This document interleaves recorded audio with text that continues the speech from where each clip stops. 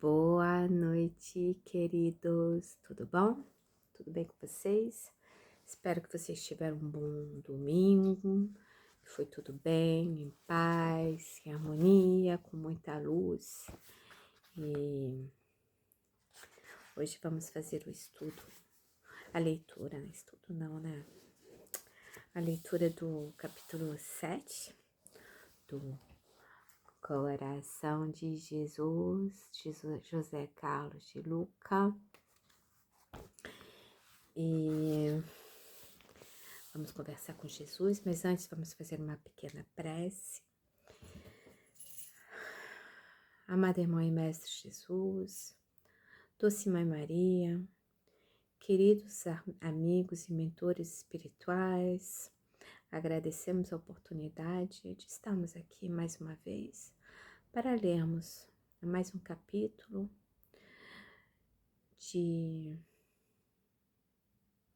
do Coração de Jesus, esperando que esse capítulo nos leve ao coração de Jesus. Agradecemos também sempre todo o amparo da espiritualidade amiga, carinho, tanto de nossas casas quanto de nossas casas espíritas, pois sempre somos amparados por todos os lados e precisamos realmente termos a certeza disso. Que assim seja, graças a Deus. Vamos lá? Então, capítulo 7, Os Tesouros do Coração. Aqui é um pouquinho maior o trechinho. Geralmente uma frase e meia. Ops, desculpa, gente. Mas é um pouquinho mais longo.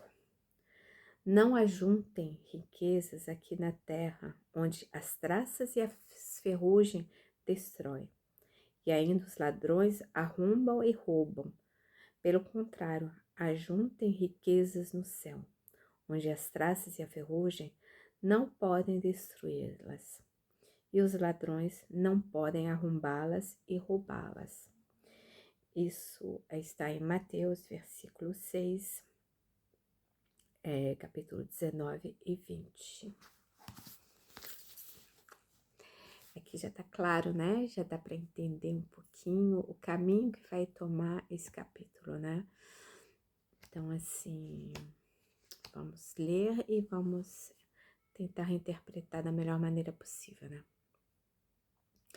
Meus queridos, nossa passagem pela Terra é tão rápida perante a eternidade. É justo que não a desperdicemos com questões secundárias, questões que, diante da transitoriedade da vida, assumem uma importância bem menor do que costumeiramente atribuímos a elas.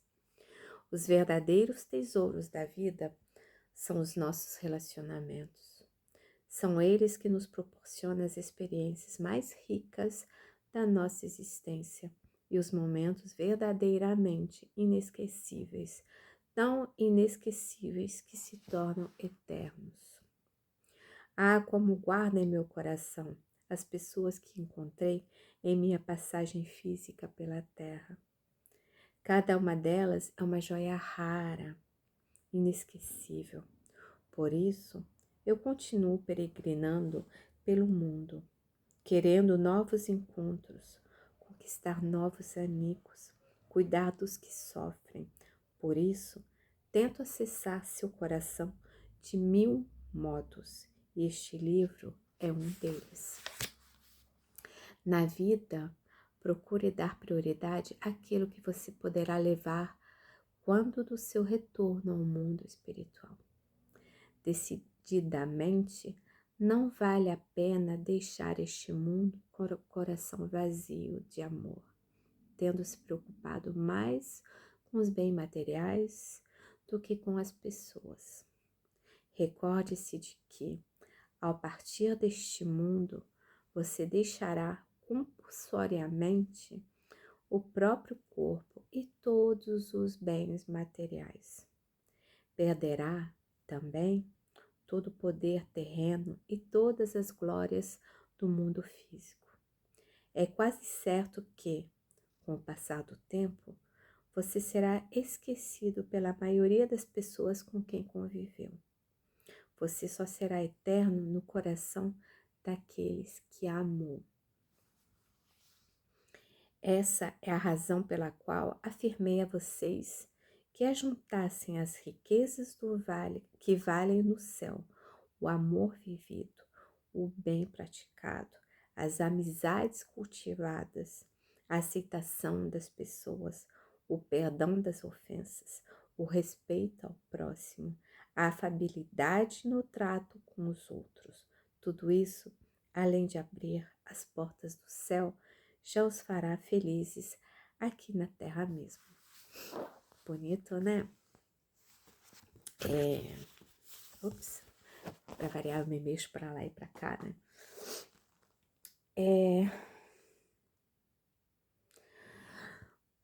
Muitas vezes nós temos aquele hábito de confundir riqueza material, né? Os bens materiais com a riqueza, né? A qual a gente se refere aqui, que é a riqueza da alma.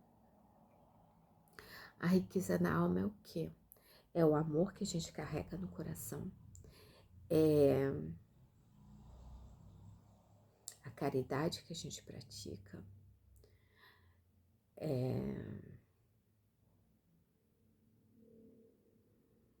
a bondade, é o amor ao próximo, é a compaixão. Então, todos esses pequenos, essas pequenas coisas que Jesus fazia, né? A gente já é o 7º capítulo, né?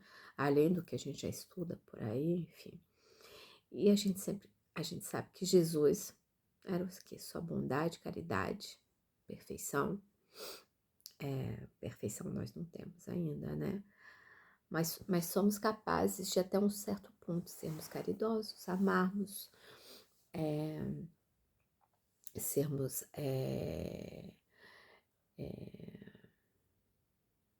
generosos em todos os pontos de vista, né?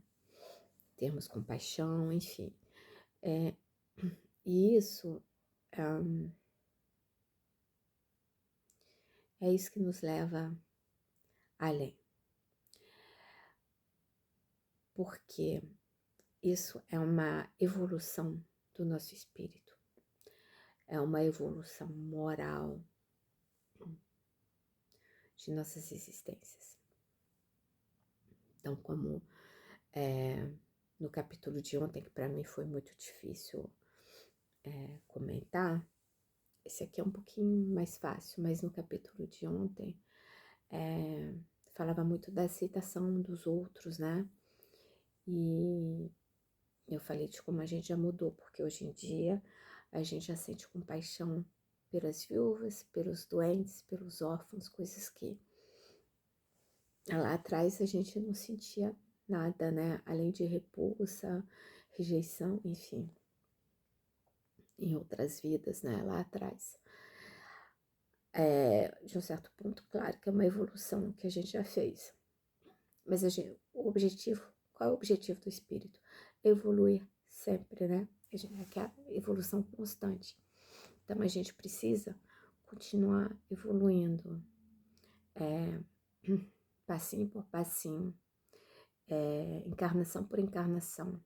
E em cada encarnação, nós temos também esse objetivo de cada encarnação evoluir.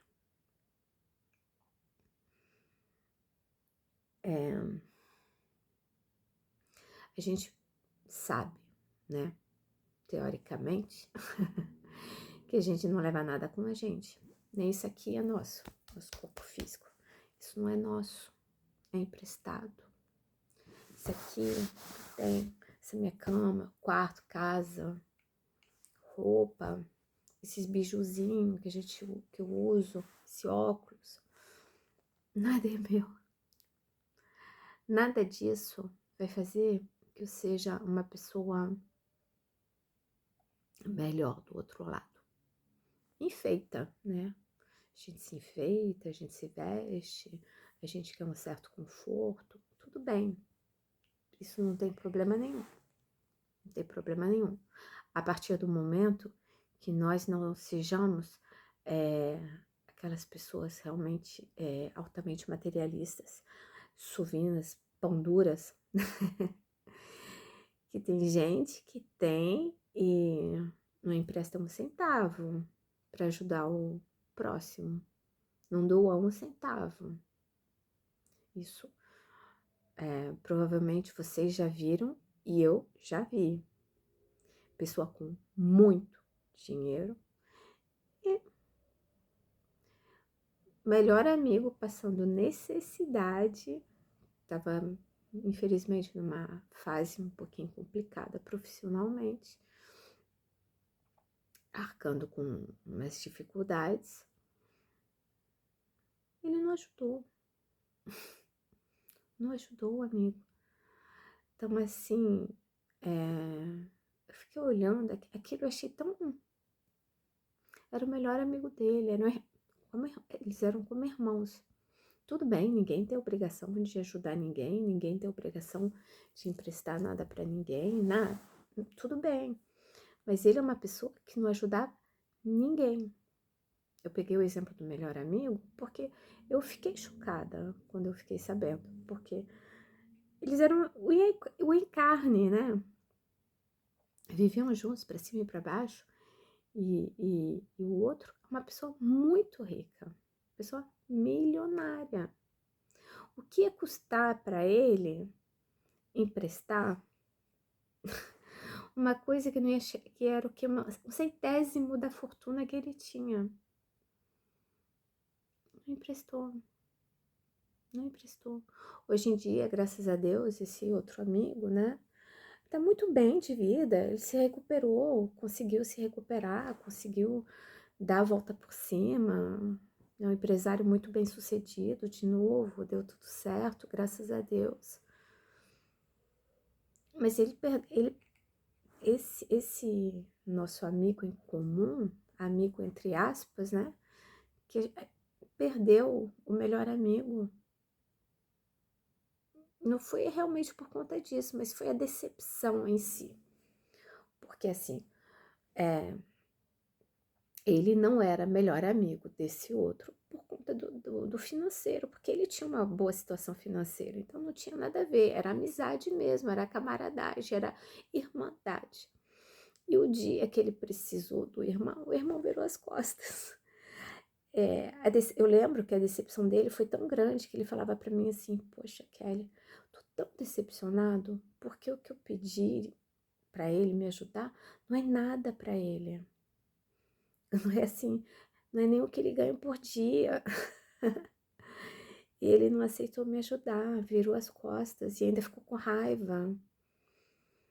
E acabou se perdendo uma amizade. Assim, não era uma amizade, né? Porque o outro é tão apegado à matéria que ele, assim, eu lembro que ele achava que a maioria das mulheres que o cercavam era por conta de sua condição financeira. E nem sempre era o caso. A única que ele tinha certeza, a única mulher que ele tinha certeza na época que ficava perto dele, pela amizade, era eu. Porque eu nunca pedia nada, eu não estava nem aí. Não me importava, realmente, eu nunca me importei com a situação financeira dele. Muito pelo contrário, era uma coisa muito chata. Mas eu era a única mulher, porque ele falava pra mim: eu conheci uma mulher, mas eu acho que ela tá mais interessada no meu dinheiro. Aí eu falava assim: vem cá, você não se garante, não? É um homem inteligente, é um homem bonito. Gente, um homem lindo, lindo, lindo, inteligente. E a única coisa que ele tinha na mente dele era a questão do dinheiro. Aí construiu um império Um império. Ele tem um império. Aí, pra quê? Se quando ele vai passar lá pro outro lado, ele não vai levar nada com ele. Vai chegar lá de mãos vazias. Aí vai chegar lá, o que você fez na tua vida? Poxa, você não foi capaz de ajudar teu melhor amigo, teu irmão de coração. Aí eu fico pensando assim, o que vai ser dele? Tudo bem, agora hoje em dia ele tem uma filhinha, já separou da mulher também, porque ele também achava que ela também estava com ele por causa do dinheiro. E eles acabam realmente só atraindo pessoas que se interessam pelo dinheiro deles, né? Um determinado momento acaba sendo isso, porque a fixação deles é tão grande sobre a questão financeira, material, que acaba realmente atraindo isso para eles, né?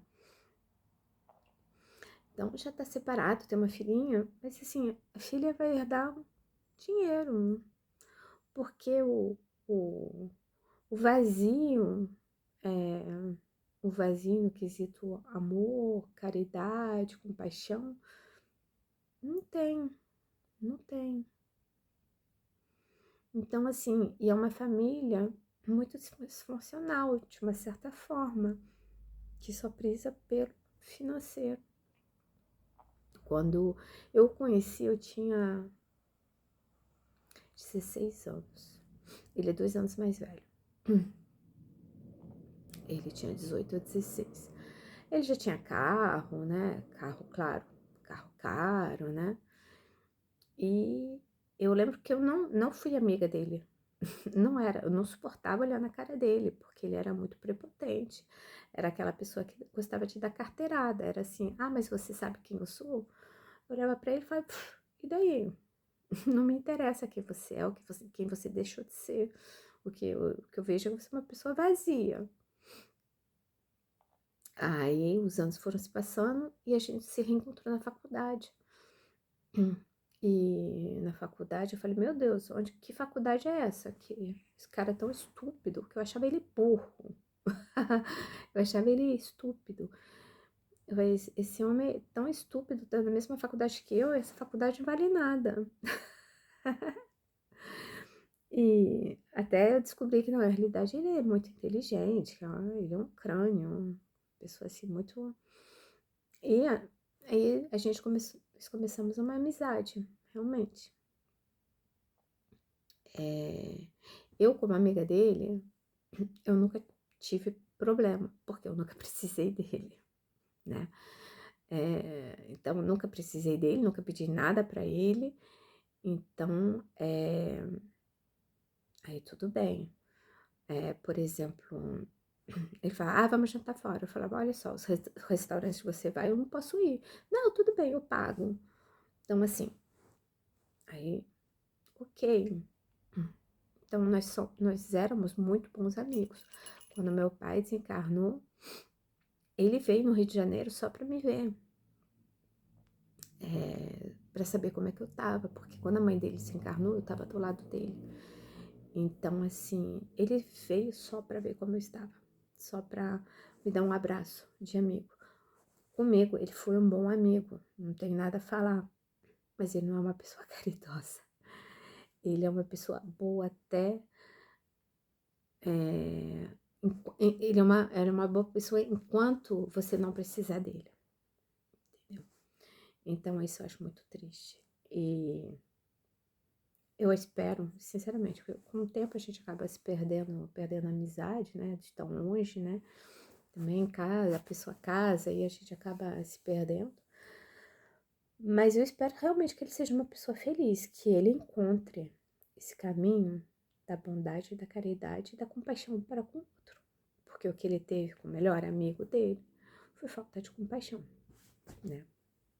Hoje em dia eles se falam de vez em quando, mas a amizade morreu, foi embora, ficou lá atrás. É triste, é triste.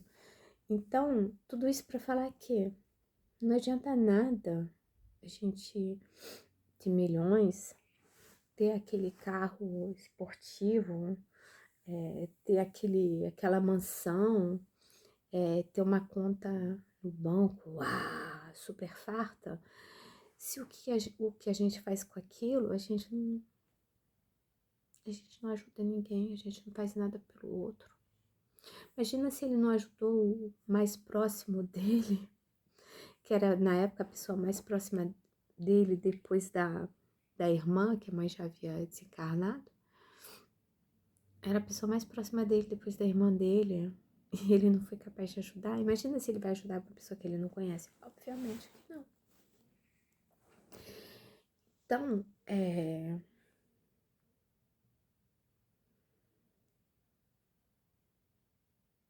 acho que foi Alexandre o Grande, né? Grande conquistador, Alexandre o Grande, grande conquistador, chegou lá até os Orientes, a Ásia, né? Fez o caminho, esse caminho todo de conquistador, né? De grande imperador, né? E Alexandre o Grande, ele pediu o quê quando ele morresse? Ser enterrado com as mãos pro lado de fora do caixão, pra cima. Pra quê? Para mostrar que ele não estava levando nada daquelas riquezas com ele. Ele tinha entendido. Ele foi um grande conquistador, aumentou o império, fez coisas legais, fez coisas ruins, também fez. Mas ele tinha a certeza de que ele não ia levar nada com ele, né? Tudo aquilo ia ficar ali. Mas a gente fala do Alexandre o Grande até hoje, né?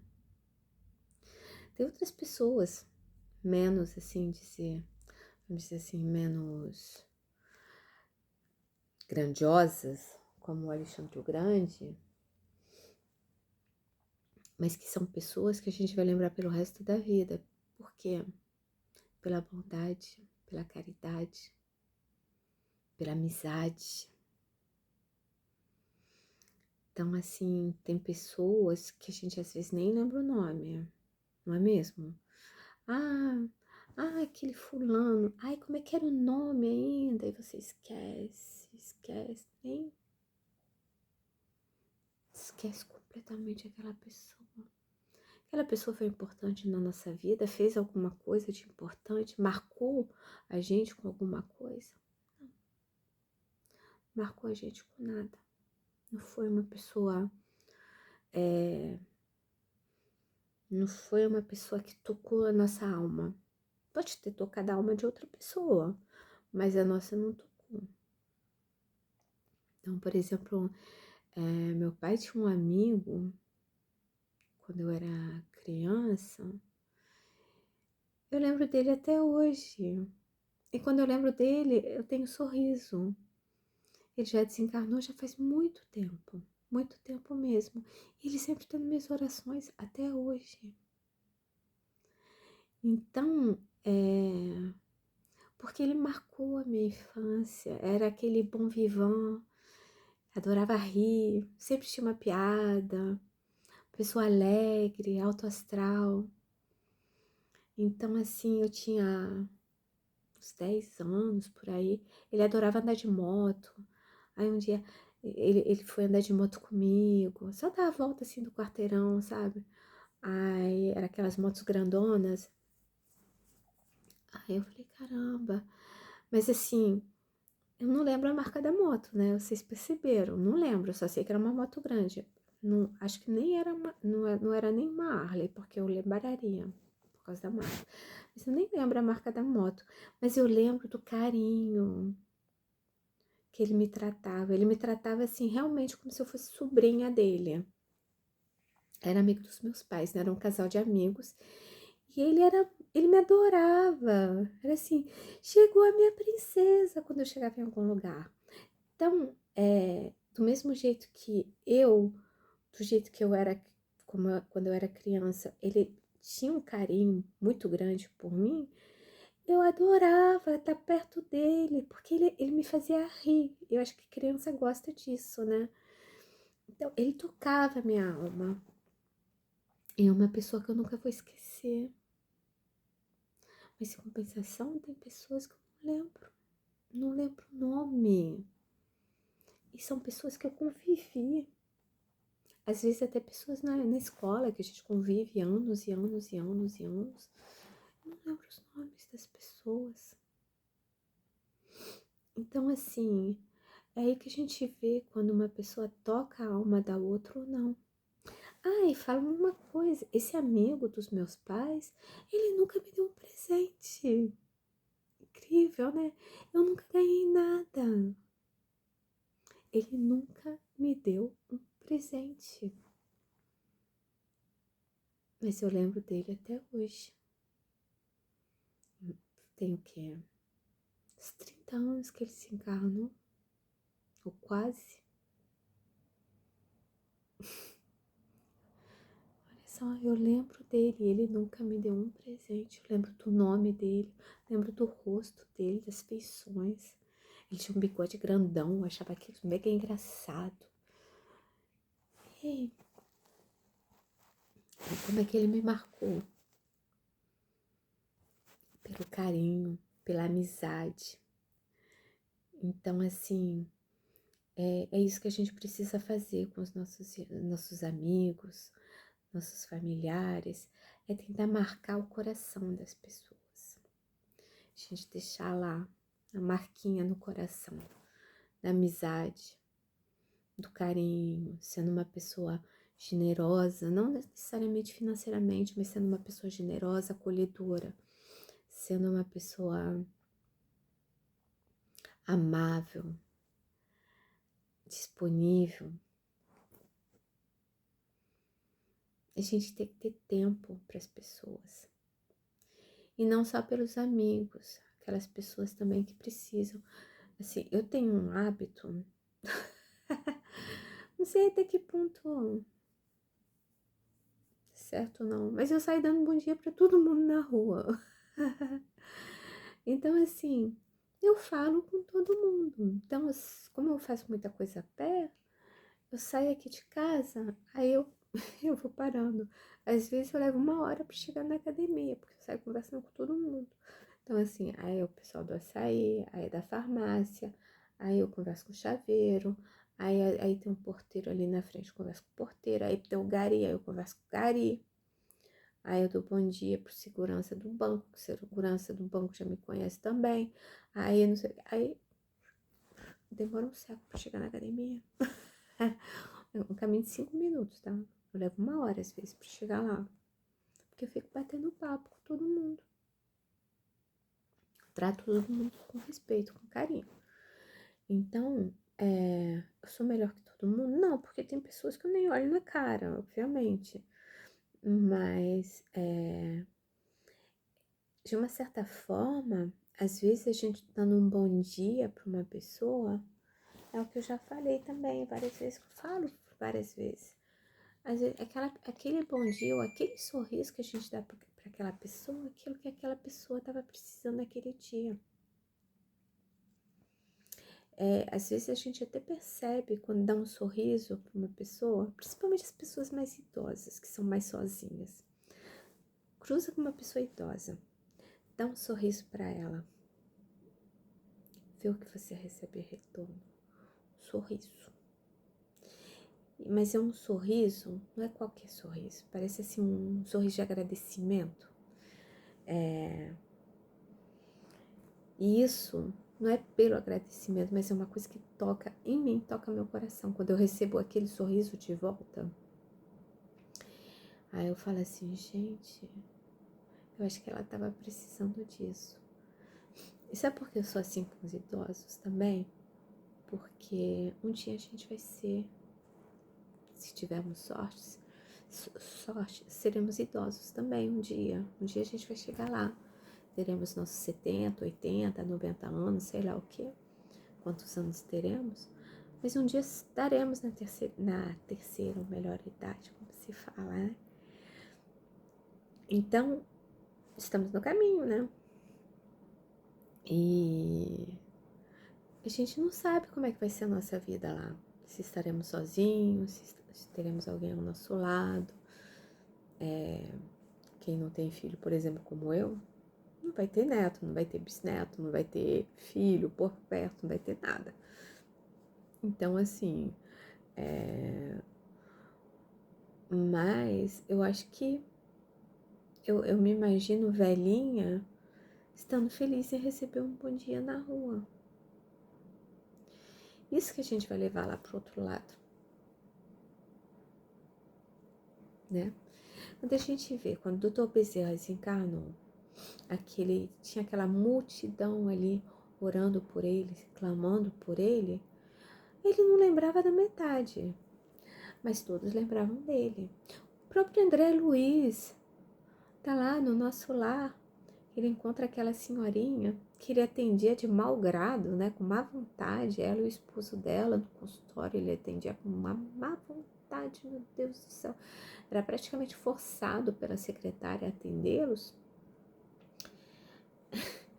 Ele não a reconheceu no nosso lar, mas ela foi lá e agradeceu a ele, porque ele sempre dava um jeito de atender o marido dela. Mal sabia ela que não atendia com boa vontade, mas ele atendia. Então, então assim, é isso que a gente vê. Ela não esqueceu do André Luiz. O André Luiz não lembrava dela. Assim, lembrar ele, a gente vê também que ele ficou muito satisfeito em encontrar com ela lá de início, né? Poxa, tipo assim, essa chata aqui, essa chata tá aqui. Aquela chata orava por ele quando ele desencarnou. O doutor Bezerra não era um chato. Tinha milhares de pessoas, centenas de pessoas, sei lá, orando por ele quando ele desencarnou. Pessoas que ele ajudou, diretamente e indiretamente. Então, somos André Luiz? Estamos mais perto de André Luiz, que André Luiz não era perfeito, a gente sabe, né? A evolução dele se deu mais lá do outro lado da vida. Como o doutor Bezerra, a gente não é, certamente não é. Mas assim, a gente precisa tocar o coração das pessoas. Quando a gente toca o coração, primeiro, a gente faz a nossa parte, o que Jesus nos ensinou. E segundo, isso é o que a gente vai levar com a gente. É o que nós vamos levar no nosso marcado, no nosso currículo espiritual, vai estar lá. Quantas vezes, mesmo sem saber, a gente ajudou uma pessoa, né? A gente vê vários depoimentos. Tava dando uma palestra e a pessoa foi me agradecer meses depois, porque pelaquela palestra, se não fosse pelaquela palestra, aquela pessoa ia se matar naquele dia. Ele sabia que tinha alguém ali com essa vontade? Não sabia. Fulano me agradeceu porque um dia passou por mim e naquele dia o pai, ou sei lá quem, estava hospitalizado e eu dei um sorriso e dei um abraço, mas não falei nada, nem sabia. Mas aquele sorriso ou aquele abraço que deu força para aquela pessoa conseguir ir em frente. Igual aquele episódio do bebezinho que eu contei, do garotinho, do Zé. Que o Zé, eu fui passando, eu estava muito triste, o Zé me deu um sorriso, eu ganhei meu dia. Isso é ser Jesus. Isso é seguir os passos de Jesus. Jesus era generosidade, Jesus era compaixão, Jesus era amor. Precisamos sermos amor, compaixão, amizade, fraternidade. Vamos fazer um esforcinho? A maioria de vocês consegue. A maioria de nós consegue. De vez em quando a gente dá uma, né? A gente sempre dá uma derrapada, é inevitável, a gente está no mundo material, estamos encarnados. De vez em quando a gente fica, o materialismo bate um pouquinho mais forte, mas tudo bem, a partir do momento que a gente faça o resto de maneira adequada, ou pelo menos da melhor maneira possível, tá bom? Estamos combinados? Vamos tentar? Eu vou tentar do meu lado, vocês vão tentar do de vocês, e um dia a gente consegue fazer tudo direitinho da melhor maneira possível, tá bom? Então vamos parar por aqui, porque já é tarde, 11h30 da noite.